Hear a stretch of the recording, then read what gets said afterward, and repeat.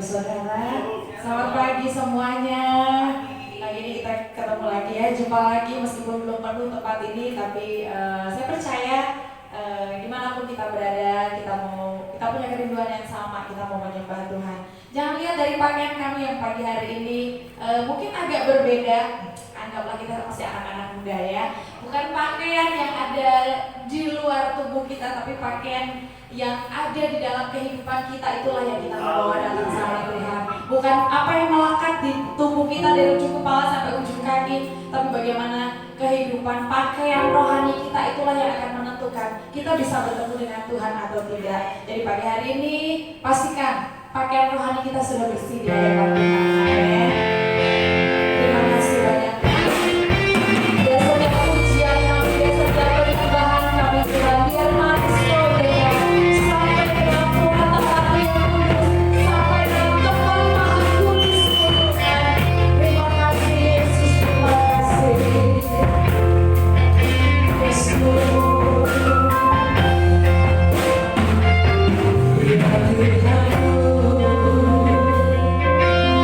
Aku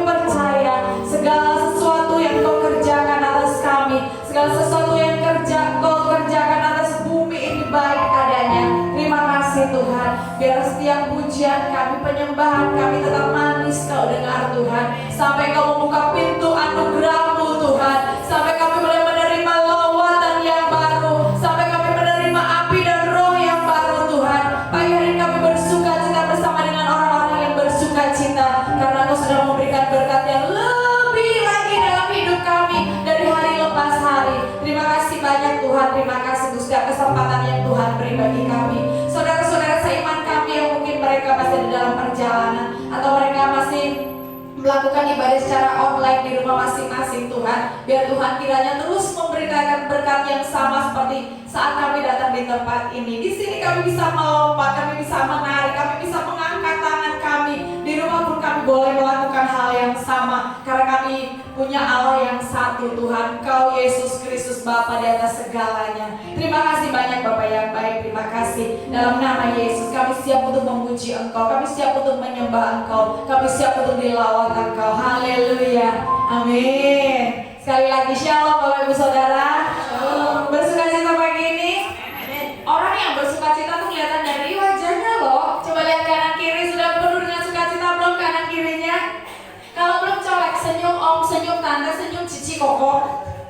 Pagi hari ini, beberapa hari yang lalu kita mendapatkan berita ya Sukabumi dan di Jawa Barat ini menjadi zona hijau pertama kali dan kita bersyukur. Semua karena doa, semua karena Tuhan yang melawat. Dengar seruan kita, itu sebabnya mari bersuka cita pagi hari ini. Haleluya, kami akan syukur kami di hadapan Tuhan.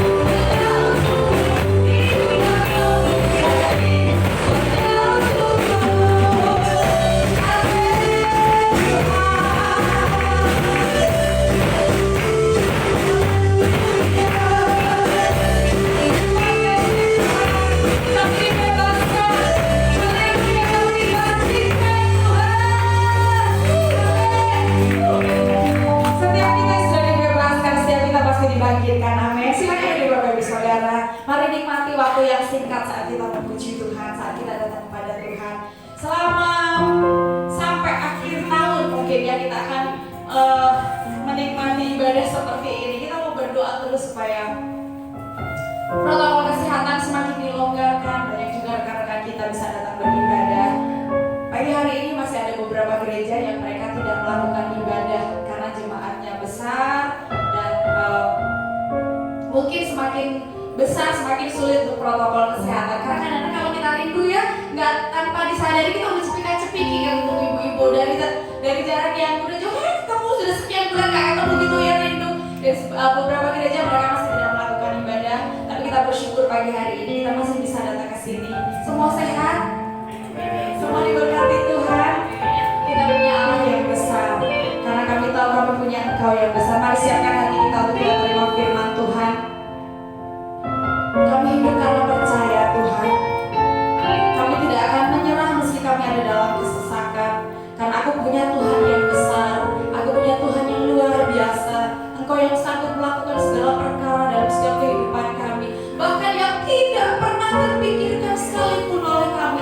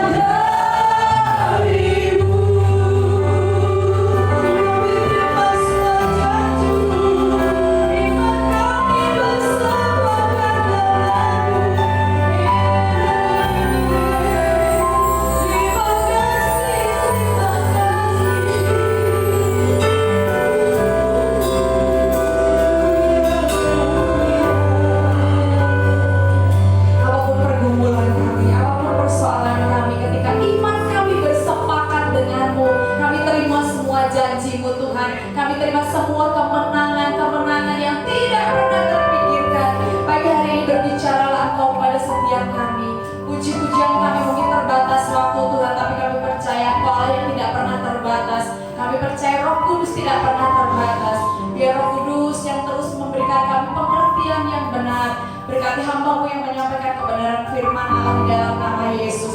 Sekali lagi terima kasih untuk pagi hari ini. Kami bersepakat, iman kami bersepakat dengan Tuhan. Semua yang Tuhan janjikan atas hidup kami, kemenangan demi kemenangan itu jadi dalam hidup kami Tuhan. Apapun persoalan kami, pergumulan kami, tidak ada kata mustahil di hadapan-Mu karena Allah yang besar. Terima kasih banyak Tuhan. Kami siapkan hati kami, pikiran kami untuk kami boleh terima kebenaran firman Allah. Di dalam nama Tuhan Yesus kami berdoa dan mengucap syukur. Haleluya. Amin. Amin. Puji Tuhan. Shalom saudaraku yang ada di gereja ya, dan yang ada di rumah-rumah yang mengikuti live streaming juga pada pagi hari ini. Apa kabarnya? Luar biasa. Praise the Lord, I am blessed. Oke? Apa kabar saudaraku? Praise the Lord, I am blessed. Sekali lagi. Praise the Lord, I am blessed. Kita diberkati Tuhan. Ya, kita harus selalu memuji nama Tuhan karena Tuhan tidak pernah meninggalkan kita. Amin, saudaraku. Ya. Wow, sudah sekitar 15 minggu ya kita ibadah live streaming, dan sudah 3 minggu kita ibadah dalam juga offline, tetapi juga tetap online. Dan waktu nggak kerasa ya, selama 3,5 bulan ini kita mengalami sesuatu yang masa-masa yang sulit ya, tetapi ada juga cerita-cerita yang menyenangkan, ada dukanya, ada senangnya, ada gembiranya, tapi ada juga yang sedih. Lebih banyak mana nih selama 3 bulan ini? Sedih, susah atau senang? Campur ya. Sukacita harus, tetapi realitanya gimana? Kebanyakan sulit ya, karena sesuatu yang terjadi pada kita begitu cepat, tetapi apapun yang kita rasakan, apapun yang kita hadapi, saudaraku, Tuhan Yesus selalu bersama dengan kita. Dia tidak pernah meninggalkan umatnya. Dia selalu memberikan pertolongan ketika kita membutuhkan. Amin, saudaraku. Yang di rumah, amin. Ya, kita harus selalu ingat bahwa Yesus Tuhan selalu bersama dengan kita. Ya, waktu begitu cepat berlalu. Ya, yang dulunya anak kecil, ya sekarang udah pada dewasa ya. Ini bentar lagi mau pada Sweet 17 deh. Grace sudah Sweet 17 belum? Belum. Tessa juga mau Sweet 17 bentar lagi, tahun depan ya. Terus saya punya anak masih segar sekali di ingatan saya ketika kami punya anak pertama ya, Hesky ya. Sekarang dia udah tumbuh dewasa, dia udah kuliah ya, udah bisa cari duit juga ya, udah tumbuh kumisnya, ganteng kayak bapaknya. Gak ada yang muji, udah ganteng kayak bapaknya ya. Dan nggak kerasa anak-anak saya juga bertumbuh dewasa yang lain. Yang kedua, Tessa udah mau Sweet 17, kelas 11 ya sekarang ya, kelas 12. Terus Jeva kelas 6, kelas 12 kan? Naik 11 ya. Terus kemudian Jeva udah kelas 6 ya. Mungkin saudara juga merasakan sesuatu yang begitu cepat berlalu, betul nggak? Kayaknya kok nggak kerasa tiba-tiba begitu cepat berlalu. Minggu yang lalu ya, tanggal 2 minggu yang lalu 17 Juni kami merayakan wedding anniversary. Tapi kita nggak rayakan besar-besaran, pas kebetulan lagi pandemi, jadi nggak boleh ngumpul-ngumpul. Kita rayakan sekeluarga aja. 20 tahun seru, 20, bukan kayak yang kedua. Tapi kalau yang udah tua-tua, wah belum ada apa-apanya 20 tahun ya. Tapi ini yang mudah-mudahan ya, 20 tahun loh wedding anniversary kita. Jadi kok nggak kerasa ya, saya waktu mau bikin surprise buat istri saya, lagi beli pizza gitu ya. 20 tahun ya, kok kayak gini-gini aja gitu, nggak kerasa ya waktunya. Mungkin saudara juga merasakan hal yang sama. Oleh sebab itu ada pepatah bahasa Inggris mengatakan time flies so fast. Jadi waktu itu berjalan begitu cepat. Time flies so fast ya. Waktu itu berjalan begitu cepat. Nah saudaraku, firman Tuhan pada saat ini ada hubungannya dengan perjalanan yang begitu cepat, seolah-olah begitu cepat. Nanti ada firman Tuhannya ya. Dan judul firman Tuhan pada hari ini adalah Ready or Not, Jesus is Coming. Siap atau tidak siap, Tuhan Yesus segera datang. Bagaimana dengan saudara? Siap atau tidak? Silakan dijawab. Siap atau tidak? Jawabannya harus siap. Tetapi walaupun banyak yang tidak siap, ya, firman Tuhan pada hari ini yang akan menjelaskan kepada kita secara otentik, ya, benar-benar asli dari firman Tuhan, tidak ditafsir-tafsir, untuk mempersiapkan kita agar kita semua ready for His coming, agar kita semua siap untuk kedatangan Tuhan, ya. Oke, ada beberapa hal mendasar yang perlu Bapak Ibu Saudara ketahui tentang the second coming. Ya, yang pertama adalah sign. Sign itu adalah tanda, ya. Tanda-tanda akhir zaman. Kalau saudara mungkin bertanya, wah kalau itu gempa bumi di mana-mana, kemudian ada bencana alam, apakah itu tanda? Betul, itu merupakan tanda akhir zaman melalui alam.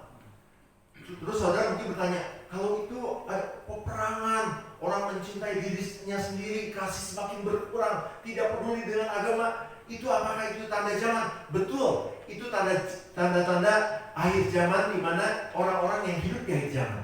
Itu tanda-tanda zaman melalui orang-orang di sekitar kita. Tetapi yang saudara perlu ketahui adalah sign yang terakhir, tanda yang harus kita lihat, ya. Kita akan baca, ini firman Tuhan, nggak perlu kita tafsirkan, kita baca aja. Di dalam Kisah Rasul 3:21, saya bacakan buat saudara. Kristus itu harus tinggal di surga sampai waktu pemulihan segala sesuatu, seperti yang difirmankan Allah dengan perantara nabi-nabinya yang kudus di zaman dulu. Ya. Jadi Kristus itu harus tinggal di surga. Dia udah datang belum sekarang? Belum.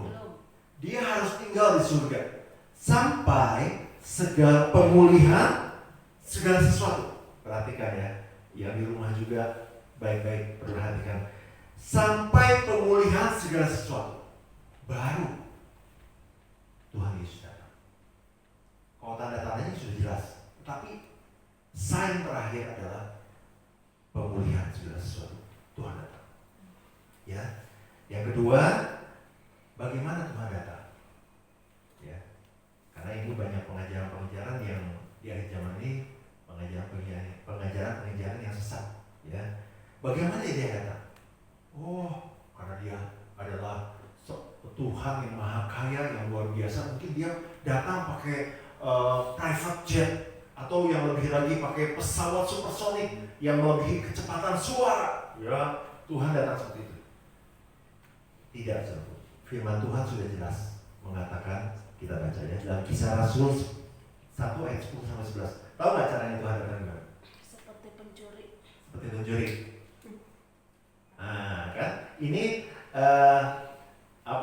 yang perlu kita ketahui, yang dasar-dasar, ya. Kita baca Kisah Para Rasul 1 ayat 10 sampai 11. Ketika mereka sedang menatap ke langit waktu ia naik, tiba-tiba berdiri dua orang berpakaian putih dekat mereka. Itu malaikat, ya. Dan berkata kepada mereka, "Hai orang Galilea, mengapakah kamu berdiri melihat ke langit? Yesus ini yang terangkat ke surga meninggalkan kamu," perhatikan, "akan datang kembali dengan cara yang sama seperti kamu melihat dia naik ke surga." Jadi caranya Tuhan datang tuh, dia akan seperti pada waktu dia naik. Waktu itu dia naik, nanti Tuhan datang, dia turun dengan penuh kemuliaan Tuhan. Dan setiap orang bisa melihat itu. Ya, kalau tiba-tiba bilang, di India tuh Yesus datang katanya, sesat. Di Amerika tuh ada Yesus datang, dia mengadakan tanda mujizat, sesat. Ya. Tuhan datang dengan cara yang sama. Dengan cara yang sama. Dia turun di awan-awan yang bermain. Makanya lagu zaman dulu, zaman jadul, mungkin Om Paulus hari ini ikutan live streaming. Ada pertemuan di udara. Tuhan Yesus turun di udara. Ya. Oke. Dua hal ini yang mendasar yang perlu Bapak Ibu ketahui. Tandanya yang paling akhir adalah pemulihan segala sesuatu. Yang kedua, dia datang seperti dia naik. Ya, jadi jangan bingung. Enggak perlu ditafsirin, baca ya. Tapi the most important is just do it. Yang terpenting adalah lakukan sesuatu. Nah, ini yang harus kita bahas secara detail pada hari ini, ya. Dan firman Tuhan pada saat ini secara otentik, secara asli, ya, kita dipersiapkan untuk the second coming. Ya, apa yang perlu kita persiapkan? Kita baca dulu dalam 1 Petrus 4 ayat 7, saya bacakan buat saudara. Kesudahan segala sesuatu sudah dekat. Karena itu kuasailah dirimu dan jadilah tenang supaya kamu dapat berdoa. Ya. Persiapan yang harus kita lakukan menjelang kedatangannya adalah yang pertama adalah belief. Next slide. Percaya. Ya. Percaya adalah kepada Tuhan Yesus merupakan jaminan kita masuk surga.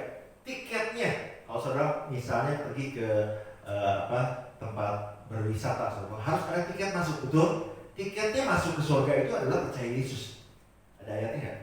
Ada, nggak perlu ditafsirin. Kita baca sama-sama ya, dalam Yohanes 3 ayat 16. Karena begitu besar kasih Allah akan dunia ini, sehingga Ia mengaruniakan anaknya yang tunggal, supaya setiap orang yang percaya, percaya kepadanya tidak binasa, melainkan beroleh hidup yang kekal. Satu ayat lagi, Roma 10, 9 dan 10. Sebab jika kamu mengaku dengan mulutmu bahwa Yesus adalah Tuhan dan percaya dalam hatimu bahwa Allah telah membangkitkan Dia dari antara orang mati, ya, maka kamu akan diselamatkan. Percaya dalam hati bahwa Allah telah membangkitkan Dia dari antara orang mati, maka kamu akan diselamatkan. Karena dengan hati orang percaya dan dibenarkan, dan dengan mulut orang mengaku dan diselamatkan. Jadi keselamatan itu adalah kasih-Nya yang begitu besar, His grace, kasih karunia Tuhan yang begitu besar buat kita. Semua orang yang percaya padanya beroleh hidup yang kekal. Amin. Saudara percaya? Itu tiket masuk surga. Saudara percaya?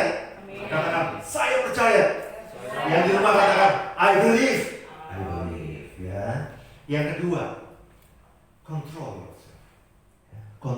yourself. Tadi ayat tadi mengatakan kesudahan segala sesuatu sudah dekat. Di dalam 1 Petrus 4 ayat 7. Karena itu kuasai dirimu dan jadilah tenang supaya kamu dapat berdoa. Kalau kita tidak mengontrol diri kita, saudaraku, kita nggak bisa tenang dan kita nggak bisa berdoa. Oleh sebab itu hari ini kita belajar control yourself, kuasai dirimu dan jadilah tenang. Ya, bicara soal jasmani, saudaraku. Ya, hari ini saya akan sedikit bahas tentang kehidupan jasmani ini. Nah, biasanya di masa-masa yang sulit seperti ini, uang yang biasanya mengendalikan diri kita. Betul apa betul? Betul atau benar? Iya, saudaraku. Ya, contohnya seperti perusahaan-perusahaan, saudaraku. Sekarang perusahaan-perusahaan sudah tidak bisa menjalankan, hampir sudah tidak bisa menjalankan usahanya, saudaraku. Oleh sebab itu mereka kekurangan karena tidak ada order, ya, kekurangan omset, kekurangan pemasukan, dan akhirnya mereka dinamakan defisit anggaran, ya, atau sehingga mereka tidak bisa melakukan apa-apa selain mem-PHK karyawannya. Ya, seperti di Sukabumi udah banyak pabrik-pabrik yang mulai di-PHK, ya, karyawannya, ribuan orang, saudara. Dan orang yang di-PHK merasa, wah, enak-enak aja. Kenapa? Karena dapat uang pesangon. Saya tanya beberapa orang, ada yang udah 13 tahun kerja, ada yang 12 tahun kerja, ada yang 10 tahun kerja. Duit pesangon cukup besar untuk saat ini. Ada 70 juta, 120 juta, 130 juta. Mereka enak-enak. Tetapi kalau uang itu nggak bisa dikelola, ya, lama-lama habis ya? Habis. Dan ketika mereka habis, mereka menjerit-jerit lagi. Ya. Yang usaha mikro atau UMKM yang punya toko, saya punya banyak kenalan, ada yang punya toko elektronik, ada yang punya toko kosmetik, ada yang punya toko sembako seperti saya, saudara. Itu omset 50% kurang. Ya. Dan ini merupakan gejala-gejala di mana perekonomian semakin menurun dan daya beli masyarakat yang semakin berkurang. Ya. Kegiatan-kegiatan ekonomi ini yang menghasilkan uang memberikan andil yang besar terhadap penguasaan diri kita. Biasanya karena itu orang bisa ribut karena uang, Orang bisa panik karena uang, karena nggak ada uang, ya. Dan kita harus sangat berhati-hati dengan masalah uang, dengan masalah uang, ya. Karena itu bisa menguasai seseorang, saudara, ya. Nah, hari ini saya sedikit memberikan smart tips, ya, untuk kita bisa menguasai diri kita, dan saya rangkum dari berbagai sumber, ya. Smart tip yang pertama adalah saver atau berhemat. Untuk masa-masa sekarang kita harus berhemat, jangan boros. Contohnya, saudaraku, masa lebih hemat daripada beli, betul nggak? Kalau saudara punya keluarga, saudara masak dengan jumlah uang tertentu, bisa makan mungkin perbandingan bisa sampai 3 kali. Oh, saya anak kos, masa saya harus masak? Saudara, tetap masak lebih hemat daripada beli. Coba, gini contohnya, ya. Biasa anak kos nih ya, tapi bukan yang kerja profesional kayak Maya nih, anak-anak kos yang kuliah ya. Biasanya di akhir bulan kalau uangnya udah habis, biasanya makan apa coba? Indomie. Atau biasanya beli mie tek-tek. Dulu di zaman saya kuliah ya, mie tek-tek, mie goreng. Dulu harganya 5 ribuan. Sekarang di Sukabumi masih ada yang 10 ribu. Di Jakarta ada 10 ribuan mie tek-tek. 12 ribu. 14 ribu lah ya. Oke, kita ambil contoh mie tek-tek 14 ribu. Kalau kita beli 14 ribu berapa kali makan? 1 kali dong, langsung makan habis. Nggak mungkin dibagi-bagi kan? Tapi kalau kita masak 14 ribu, pagi-pagi kita beli mie instan dengan telur. Siang kita beli nasi 3 ribu dengan telur. Kita malam kita bikin nasi goreng pakai telur, pakai kecap aja. 12 ribu dengan kita beli, perbandingan dengan kita masak, lebih hemat yang mana? Lebih hemat yang masak, ya. Itu salah satu contohnya. Masa sih saya harus makan sama telur terus, sama mie terus? Ini salah satu contohnya berhemat, ya. Kemudian gunakan barang yang ada. Ini contoh-contoh berhemat. Jangan beli dulu. Kalau saudara punya tas, ya, pakai dulu yang ada. Pakai baju, ya. Karena hari ini kita denim ya, seragamnya. Saya juga pakai ini yang kalau nggak salah 12 tahun lalu deh. Masuk. Ya, makanya jangan terlalu gemuk ya. Masuk lagi, bagus lagi disetrika. Waduh, keren lagi. Saudaraku, pakai yang ada. Kalaupun harus beli tas atau misalnya beli baju atau celana ya, yang brand lokal, jangan yang brand internasional ya, karena itu kita bisa lebih menghemat ya. Jadi kita harus benar-benar berhemat di semua area konsumsi kehidupan kita ya, agar kita bisa menguasai diri. Amin. Ya, banyak orang harus berhemat, tapi saya percaya jemaat Kalvari yang nonton ya sudah mulai belajar untuk berhemat. Ya, katakan berhemat. Ya, smart tip yang kedua adalah kreatif. Smart tip yang kedua adalah kreatif. Dengan revolution marketing, ya, kita harus ciptakan produk untuk kita jual. Atau kalau kita nggak bisa punya produk, kita jadi reseller, kita jadi penjual. Ya, seperti saudara saya di Bandung, tiap hari dia ngirimin, padahal saya nggak pesan ya, cuman mungkin pemberitahuan ya, dia ngirimin produk-produk kuliner ya, makanan, dan nggak sampai 1 hari sold out, habis. Itu juga bisa ya, kita menjual produk ya, asal kita kreatif ya. Dan kalau kita kreatif, kita harus jual apa sih? Kita harus kreatif dalam bidang apa agar laku? Ingat baik-baik ya, kebutuhan primer manusia itu pasti laku. Coba ingat ya, kebutuhan primer manusia. Ini pelajaran SMP Ben. Kebutuhan primer manusia apa aja? Sandang, pangan, papan. Betul. Tadi jawab sih? Oh enggak ya. Sandang, pangan, papan. Kita jualan baju, jualan celana yang bisa dipakai, itu pasti laku. Asal tidak mahal dan bagus barangnya, itu pasti laku. Yang kedua, sandang, pangan. Itu bicara soal kuliner. Orang saat-saat sekarang jualan kuliner rame, asal makanannya enak. Yang kedua, jual mahal, bukan murah. Kalau murah kayak misalnya mahal, nggak mahal, ya sesuai dengan standar gitu kan. Nah, itu juga bagus. Nah kami dua minggu lagi akan launching satu produk ya, dengan brand Yun's Kitchen gitu. Ini sekedar promosi ya, kalau sebenarnya nggak boleh, tapi karena ini produk saya jadi nggak apa-apa ya, dihalalkan. Jadi sudah yang nonton di rumah nanti atau yang di gereja, 2 minggu lagi kami akan launching produk. Kami juga akan jualan makanan kuliner. Kami punya produk-produk yang yang signature ya, dan juga punya produk-produk andalan ya. Nanti ya saudara tolong bantu doa ya. Kalau yang di Sukabumi jangan cuma bantu doa, bantu beli juga ya. Oke, sekedar promosi. Itu salah satu yang kreatif. Kemudian yang ketiga papan tuh bicara soal rumah. Wah, kalau kayak gini jualan rumah susah. Siapa bilang? Saya kenal dengan 2 developer, tapi saya tidak sebutkan namanya ya. 2 orang ini ownernya, mereka buat rumah bersubsidi, nggak sampai 2 bulan sold out, ratusan rumah, kreatif sehingga memenuhi kebutuhan dan laku barang ya. Nah ada contoh orang yang kreatif beberapa hari yang lalu, 2 hari yang lalu ya, kemarin saya menemukan ini sebagai contoh ya.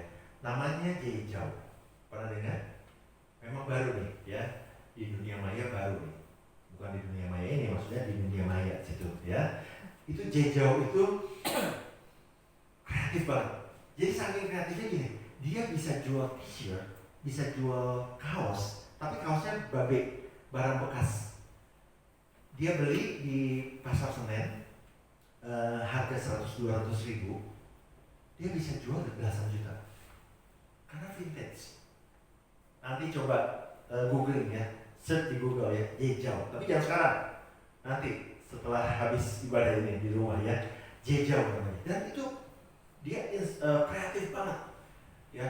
Dia terkenalnya dengan sneakers ya. Dia menjual sneakers, tapi dia pilih kalau nggak yang babe, vintage, dia menjual yang limited edition.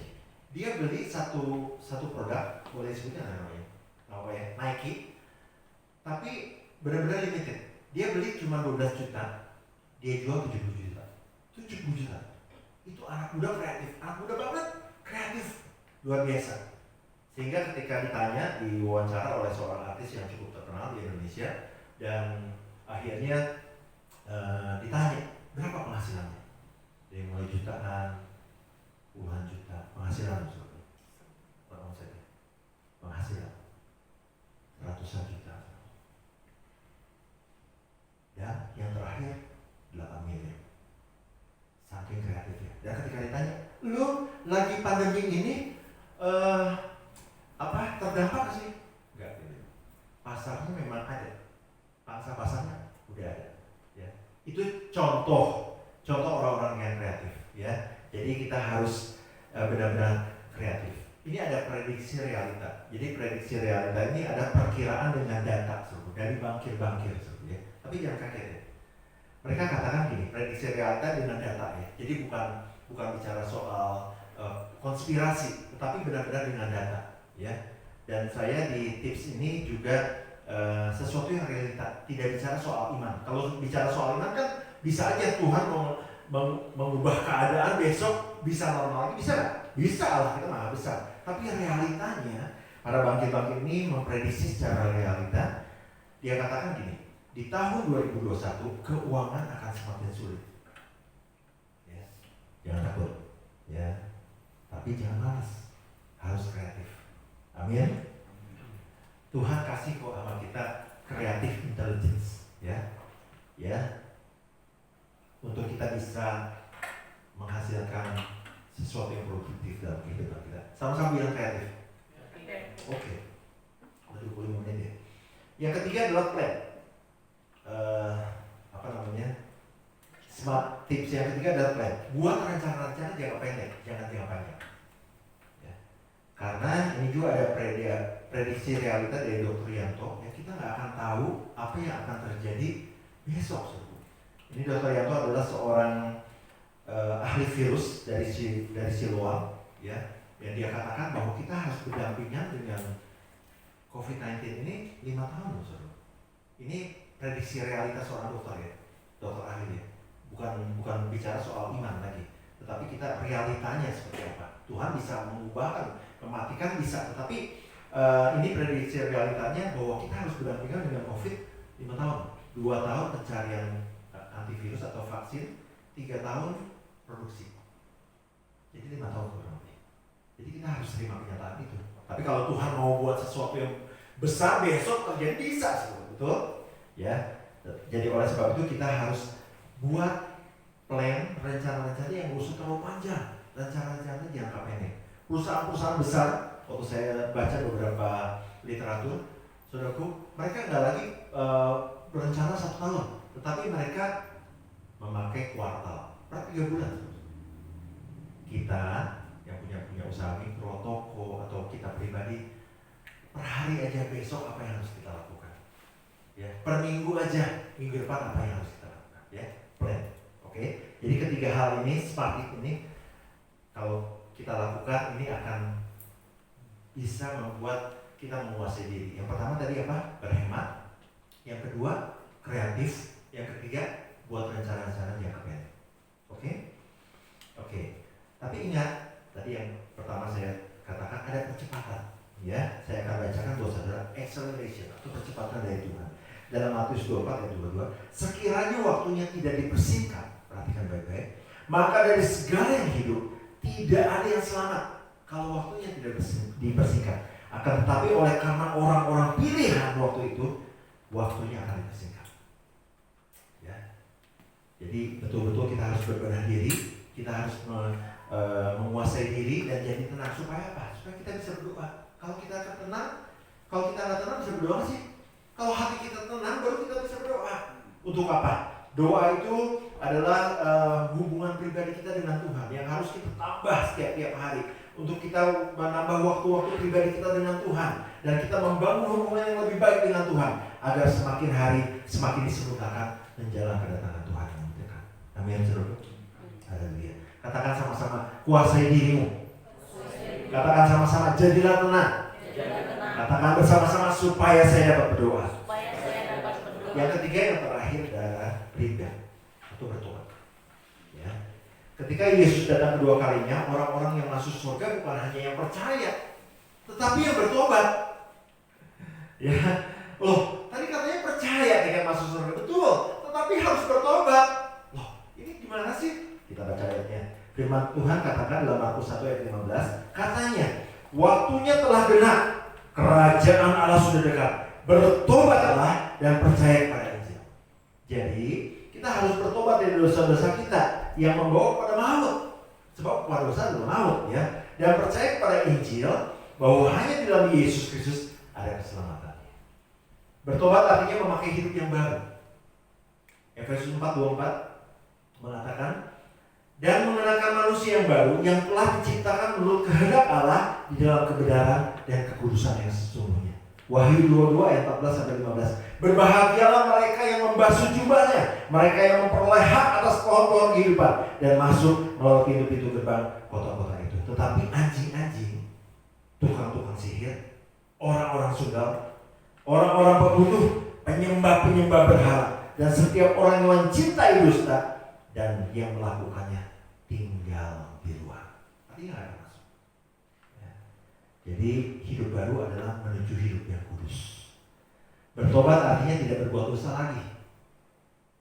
1 Korintus 15:34. Sadarlah kembali sebaik-baiknya dan jangan berbuat dosa lagi. Yang terakhir saya akan bahas tentang dosa. Ya.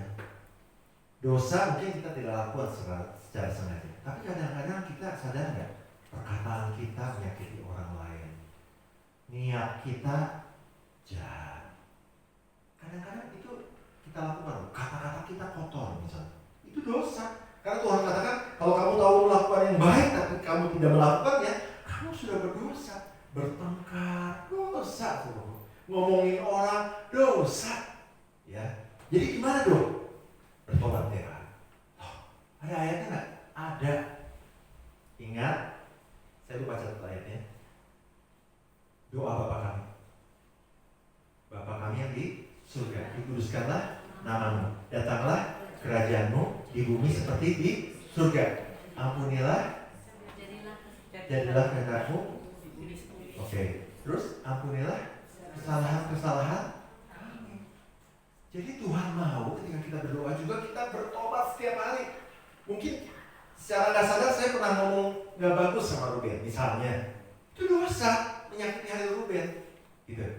Ya, jadi bertobat setiap hari. Jadi setelah saudara nonton box office di rumah, saudara yang di rumah sudah nonton drakor sekarang banyak sekali, terus kemudian udah nonton Cahaya-Cahaya itu film India, misalnya, jangan langsung bobo, berdoa.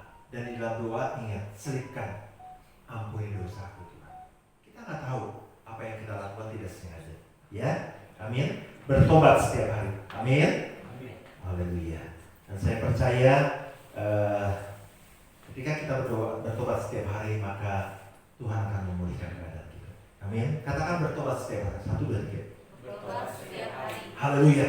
Saya akan posting. Saya undang tim properti.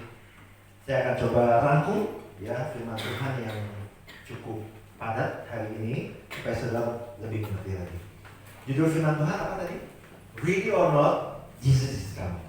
Siap atau tidak, Yesus akan datang segera. Konsekuensinya ketika saudara tidak siap, saudara akan tertinggal di luar. Namun firman Tuhan pada hari ini secara otentik mempersiapkan kita untuk kedatangannya. Just do it. Lakukan yang harus kita lakukan. Believe. Percaya kepada Yesus sebagai jaminan masuk surga. Yohanes 3:16, Roma 10:9-10.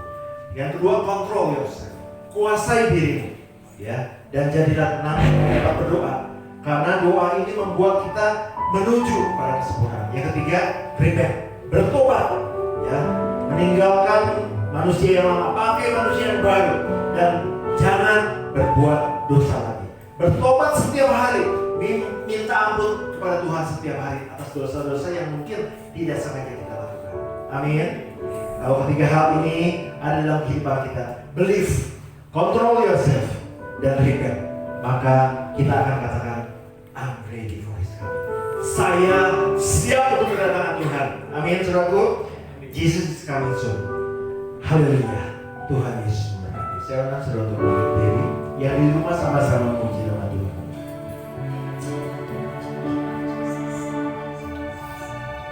Oh Yerusalem, kota mulia, hatiku rindu ke sana. Oh Yerusalem,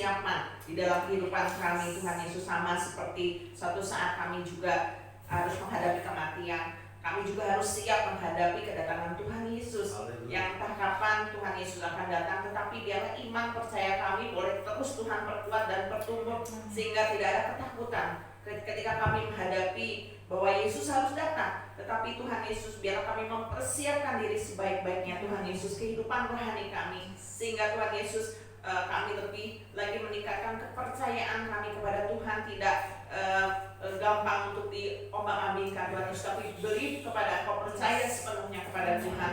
Dan juga Tuhan Yesus, biarlah kami Tuhan yang menolong kami sehingga kami bisa menguasai diri kami Tuhan Yesus, sehingga banyak kesempatan untuk kami bisa terus lebih banyak lagi berdoa Tuhan Yesus di saat-saat seperti ini Tuhan Yesus. Ketimbang kami dipenuhi oleh rasa ketakutan atau kecemasan, tetapi biarlah Tuhan Yesus kami bisa menguasai diri kami sehingga kami bisa berdoa. Dan Tuhan Yesus, biarlah ada terus pertobatan dalam kehidupan kami sehingga setiap perkataan perbuatan kami Tuhan Yesus boleh sesuai dengan kehendak firman dan sesuai dengan firman-Mu saja. Mampukan kami Tuhan Yesus, karena kami kalau berjalan dengan kekuatan kami sendiri kami tidak mampu, tetapi dengan pertolongan Roh Kudus kami akan dimampukan. Biar Tuhan jemaat GBS Kalvari pada khususnya dan juga yang mendengar pada pagi hari ini, kami memperbanyak lagi hubungan kami dengan Tuhan Yesus, lebih intim lagi di saat-saat seperti ini. Tuhan membaca firman lebih banyak lagi Tuhan Yesus, sehingga setiap kekhawatiran, ketakutan itu akan hilang dalam kehidupan kami, digantikan rasa percaya yang semakin kuat kepada Tuhan. Berkati setiap kami yang mendengar pada pagi hari ini Tuhan Yesus, kami percaya benih firman Tuhan yang tidak berlalu begitu saja, tetapi akan menghasilkan sesuatu yang dahsyat Tuhan untuk mulia bagi nama Tuhan. Terima kasih Tuhan, kami mau serahkan kehidupan kami sepenuhnya, biar Tuhan yang akan menuntun kami. Di dalam nama Tuhan Yesus kami berdoa dan mengucap syukur. Kita akan menerima berkat Tuhan. Angkat tanganmu, siap menerima berkat Tuhan. Diberkatilah keluargamu, diberkatilah kesehatanmu, diberkatilah pekerjaan dan hasil kerjanya, diberkatilah orang yang mengandalkan Tuhan, yang menaruh harapannya pada Tuhan. Sekarang saudaraku, pulanglah dengan membawa berkat yang besar dari Allah Bapa, cinta kasih yang luar biasa dari Tuhan kita Yesus Kristus, dan persekutuan dengan Roh Kudus akan terus beserta kita mulai pagi hari ini sampai Maranatha Dia datang kali yang kedua. Di dalam nama Yesus kami sudah berdoa dan terima berkat Tuhan. Haleluya, sama-sama katakan